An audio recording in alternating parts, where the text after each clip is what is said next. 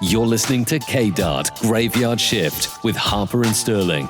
Only on 97.3 KDART.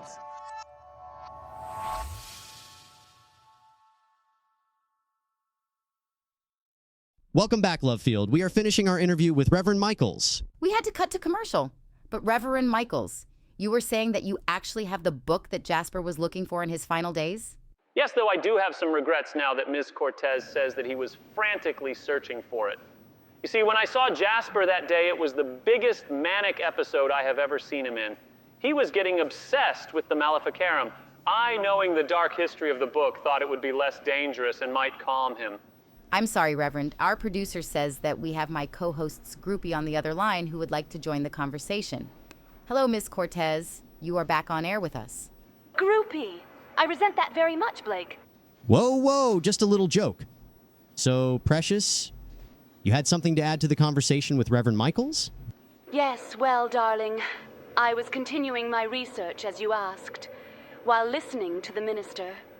Jasper searching for a book makes much more sense. He was writing that the hammer and the word of God was the only thing that could stop the trumpet from sounding, and that they were both needed to purify the trumpet, so the sound would be for good and not evil. Does this make any sense to you, Reverend? I'm a man of God who believes that the Word of God is finite and doesn't need any help, especially from a corrupt book that was written by a man who hated women. Well, of course, Reverend. But does the Bible say anything about stopping the sound of the trumpet? No. Revelation is a prophetic book and all prophecies are finite. The end of days will happen and there will be no stopping it. But I thought the Bible was love and hope and joy. Not what you were saying earlier. Doom, gloom, and blood. You're talking like there is no hope.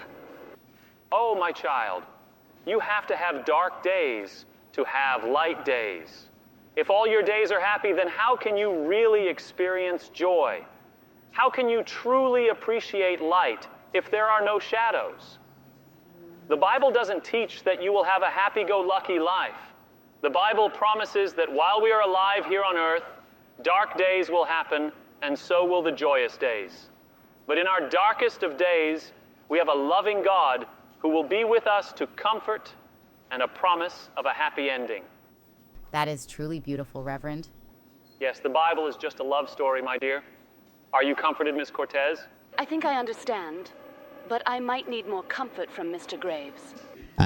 Yes, well... So, Precious, have you found anything more on what exactly the trumpet might be in Jasper's journal? Trumpet? Oh, yes. Just that if we can purify the trumpet, it wouldn't be all doom and gloom. I am trying to restore some of the writing in the last pages of the journal. It looks like it fell in a mud bath, and the final pages have water damage. You can do that? Oh, honey, there is a lot of things I can do. I bet. Say, Precious. I have an idea and will need your help after all tonight. Oh, anything, darling. Reverend Michaels, can Precious meet with you and retrieve Jasper's copy of the Maleficent? Maleficarum? Yes, that. Hopefully the talented Ms. Cortez can find more clues using Jasper's journal. Of course. Like I said, I promised his mother I would look out for her boy, and I do feel I failed in that. And tonight, when I heard the doctor say he believed poor Jasper to be murdered, I knew I had to help solve this puzzle for a promise I failed to uphold. Reverend, I don't think you failed Jasper's mother. You did look out for her boy. He just unfortunately was sick, and that is no one's fault. Thank you, my dear. I do understand that, but my guilt does remain. Dark days to appreciate the light days. Right, Reverend? Well said, Sterling. Ms. Cortez, I will head over to the Historical Society as soon as possible.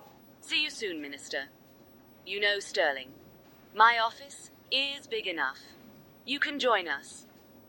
Unfortunately, he still has to make a living. Thank you for your help, Ms. Cortez. Well, listeners, we have a detective group. The town's minister and the president of the Historical Society are on the case. Don't forget we have our two boys at Ground Zero who are at the Jasper Seek. How can I forget? Lucas and Ryan. I hope you're actually doing some seeking at the Seek and not just seeking out dates. Well, this is usually when we have to take a commercial break, but our producer says we have to take this next caller who has more information on Jasper's death. Hello, you are on air on 97.3 KDART. What kind of clues do you have for us? Hello? Hello? You have information for us? Yes? What kind of information, sweetie? You sound too young to have been alive when Jasper was around. Yes, I'm only 16, but I do have information. I have a message from Jasper. You're listening to Lovefields. Lovefields. Number one classic rock station. 97.3 KDART. KDART. Ciao, friends of the cities and games. You dream to make the perfect city. Come to Sroxa on YouTube. Sroxa, he play much city skylines now. He make a empty land into big city with life. You watch, you see every road, every house, how they change the sky. But amici, not just buildings, no, it's about people, about you. You come to live streams, you talk, you be part of big family. You know city building or you start new. Sroxa, he show you many things, many tricks. And City Skylines, it's a big star, but Sroxa, he play many games, action, relax, all there for you. So you like to build, you like to play, you press that subscribe for Sroxa channel. We make something very, very bellissimo together. Grazie for listening. Play happy, amici.